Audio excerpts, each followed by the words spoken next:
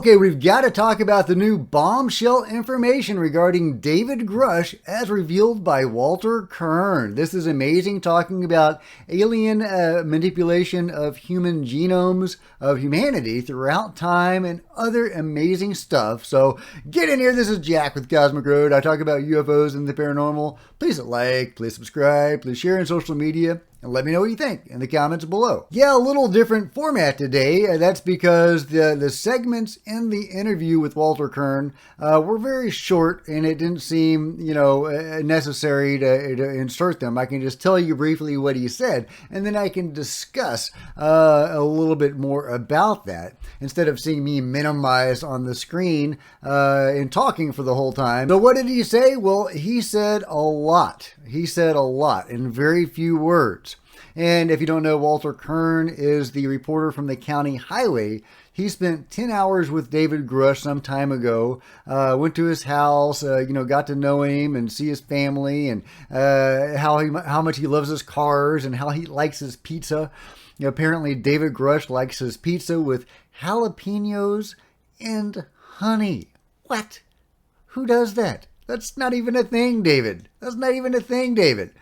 But anyway, he got some really interesting information out of David Grusch. They talked about the paranormal aspects of aliens, or the beings, whatever they are, how they are more metaphysical or even spiritual as opposed to flesh and blood, nuts and bolts aliens. He also talked about, David revealed that there was a plan. There was some sort of disclosure plan. Walter didn't go into any great detail about that, what that was, sadly, but he did reveal some really interesting stuff.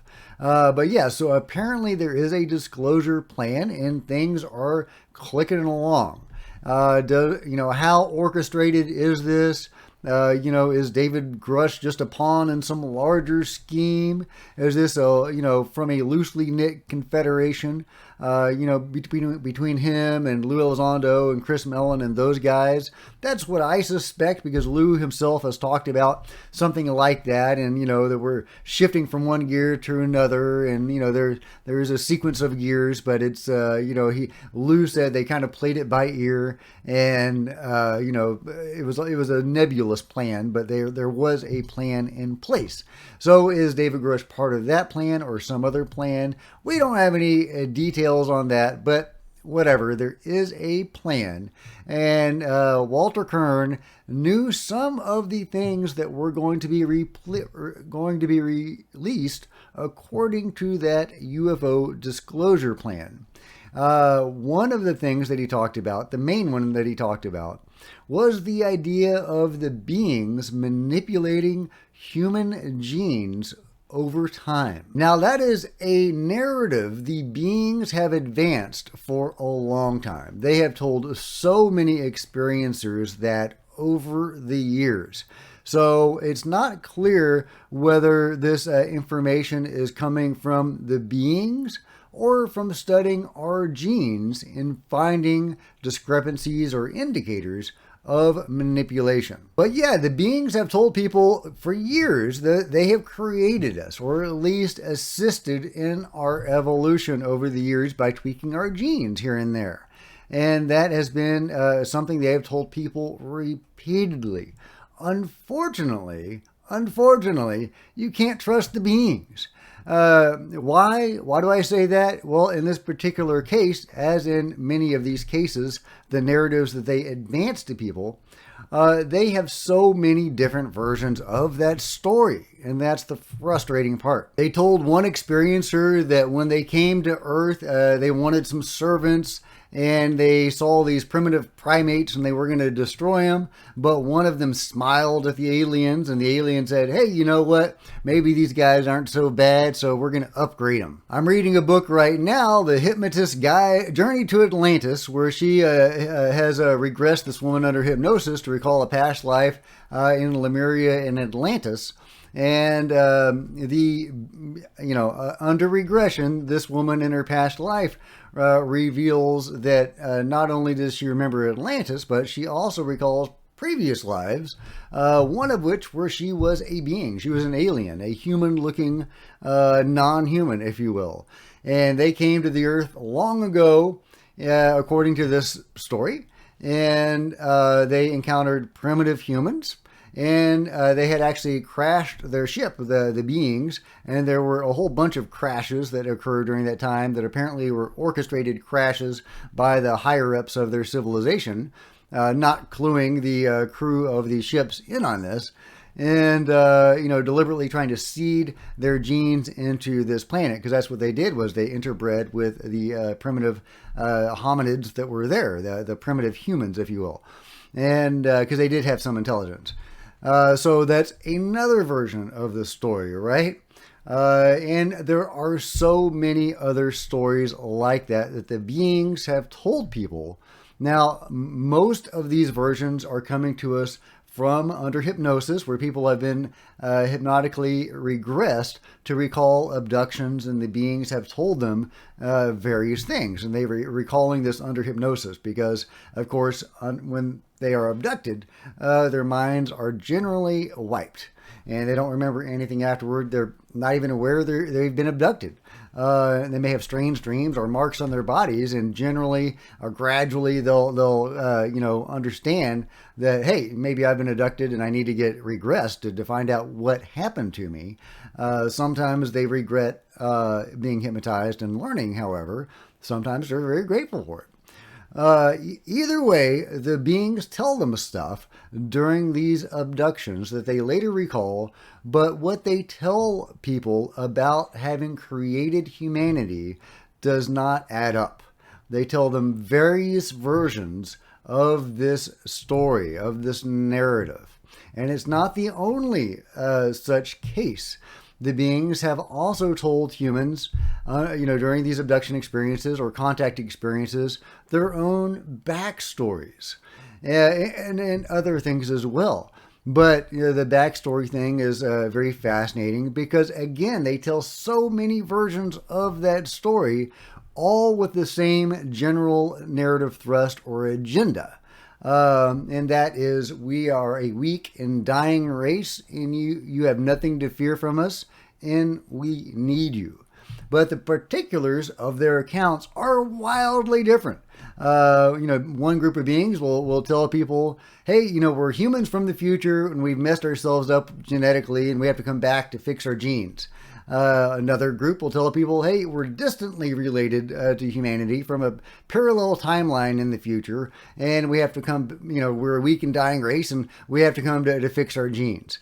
Another group will be from somewhere out in the solar system, or out in the galaxy somewhere, or even a different galaxy, and they will have merge themselves with AI and technology to the point where they can't reproduce. And again, they have to come here to create hybrids to, save their species because they are a weak and dying race.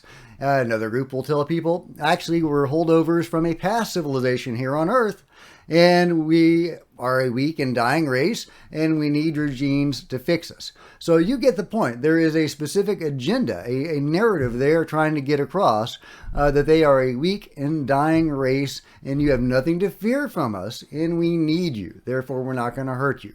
So this is designed to put these contactees at ease, and to make them feel better about these experiences overall. But clearly they are not a weak and dying race. This is a massive operation here on Earth, to judge by the number of abductions, which, according to the Roper poll in the 90s, and later with later numbers, later comments by David Jacobs, one of the people that conducted the poll, that somewhere between 2 and 5% of the world populace are abductees, and they are continuously abducted throughout their lives multiple times a year.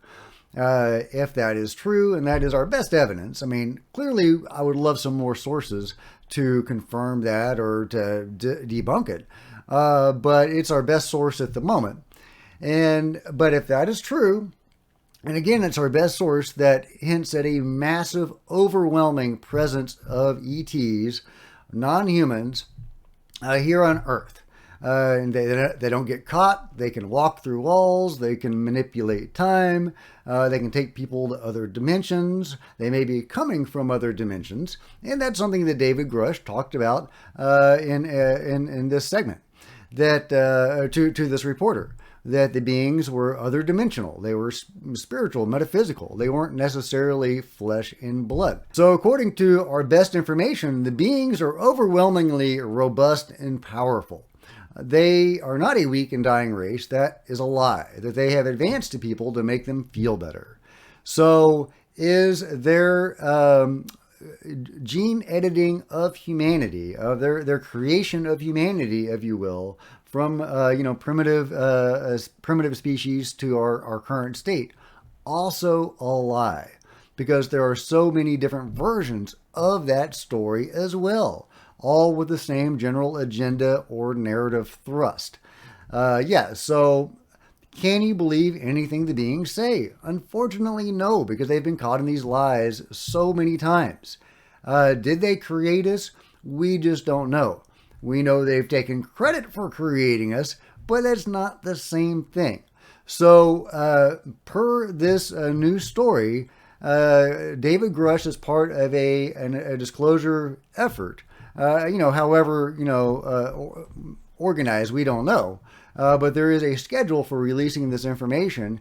And per this new story, one of those pieces of information that is going to be released is this idea of gene editing over time by the beings. So we need to find out if this is actual, based on studying our genes, defined manipulation, or is this something beings have told people and we're going by their word? So, obviously I don't trust the beings as much as I respect them, and I've had some limited interaction with them, and my interaction was very positive and very spiritual.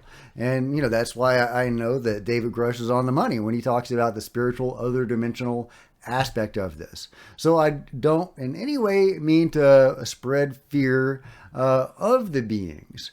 I think they are trying to put us at ease, and they are here for a reason. And it's obviously not to wipe us out.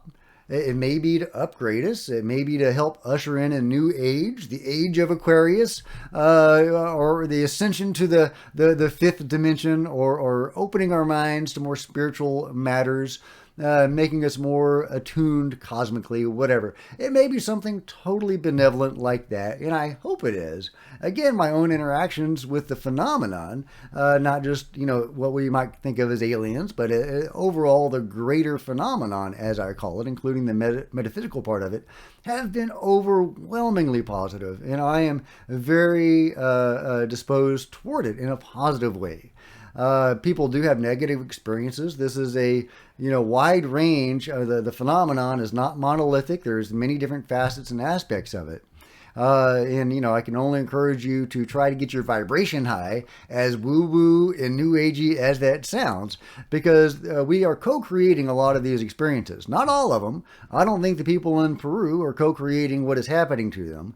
But we are co-creating a lot of these experiences because the phenomenon is interacting with our consciousness. So keep your vibes high, whatever that means to you. And, try to interact with it in a positive way if you want interaction at all. I could also talk about more of the spiritual and metaphysical element of all of this that David Grusch alluded to the reporter. But I think I'll save that for another time. I just wanted to talk about the idea of the beings gene editing humanity and showing that just because they said they did it doesn't necessarily mean that's what happened.